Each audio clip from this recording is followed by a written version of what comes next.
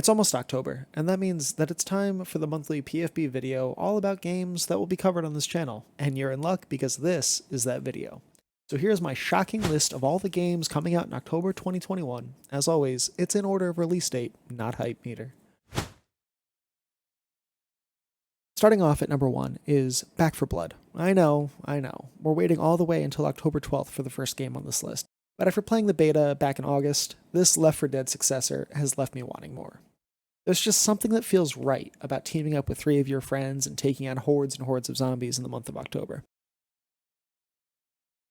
At number 2 is Demon Slayer: The Hinokami Chronicles, slashing into our lives on October 15th. After taking the manga world by storm, and even going as far as to sell more manga than the entire Western comic industry, I hope this title can do the same for that niche that is anime arena fighters. Its pseudo-open world story campaign reminds me a little of an Xbox 360 Naruto title called Rise of the Ninja. I know, that's super niche. And I'm probably talking to about 2 of you at this point.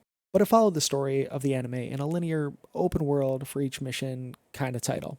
And that's how this title is shaping up to be, from what I can see in the trailers. But I'm not excited for the story. I've seen the anime, I know how it plays out. What I'm excited for is the versus combat, and I hope the hype around this title doesn't die, so there are matches and opponents to be found for months to come.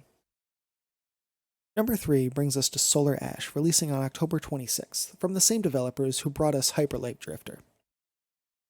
Players will take on the role of Rei, a Void Runner who will journey through a colorful, stylized world as she fights to save her planet from the Ultra Void. The developer promises fluid controls with rail grinding, grappling, and cloud surfing. The creative director of Heart Machine can be quoted saying, "The giant spaces, the feel of movement, the flow of combat, and the high-stakes battle atop enormous beasts all come together to bring the players something we think is incredibly unique and, more importantly, fun." And just looking at these trailers, I agree. At number 4 is the early access release for Darkest Dungeon 2, also on October 26th. Darkest Dungeon is a game that I struggled with the first time I got it.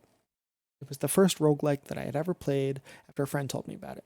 And I ended up quitting the game in frustration after my healer went insane, stressing the party out, and causing them to hurt themselves instead of healing. It was definitely a game that I said I would go back to if I ever had the chance. After a multitude of DLCs and updates, I had heard it as a title that turned around and I definitely needed to circle back to. Red Hook Studios must have heard my thoughts, because they announced the release date for Darkest Dungeon 2 that very same week. So I knew it was my time to go back and try the sequel, see what had changed, and what I had learned about myself. Can't wait to try my hand at surviving in the Darkest Dungeon.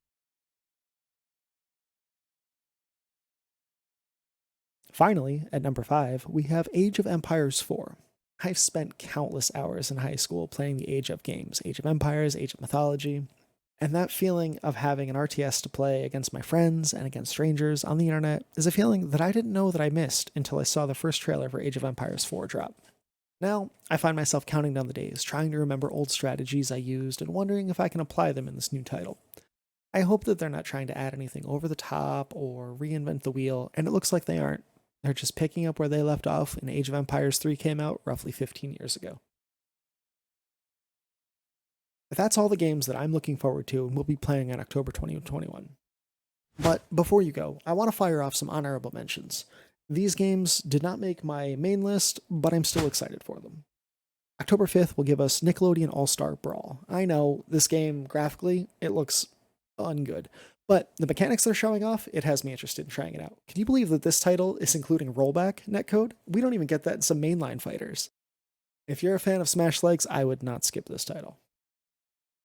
Releasing October 26th is Guardians of the Galaxy. Made by Square Enix, it worries me after my great dislike of Marvel's Avengers. But they said that they took the feedback to heart, and that this is a single-player title with no games-as-a-service model. The combat looks interesting enough. It might make my controller by the end of October, but it's definitely a wait-and-see. Riders Republic is releasing October 28th, and it's honestly one of my more hyped games, but more just for a sense of hanging out. It's touted as an MMO, the multi-races, where you can switch from bike to ski to snowboard to wingsuit. It just looks like a fun way to spend the afternoon with your friends, and being that it's always online, you can make new ones. A game like this says to me, what do I want to do today? If you just want to vibe and race, then boot up Riders Republic. I think it'll be worth the price of admission. And that's all for the videos I'm excited about in October. What games are you excited for? The spookier releases this month? Alan Wake? Fatal Frame? Let me know in the comments below. Thanks for watching and for hanging out, and I'll see you in the next one.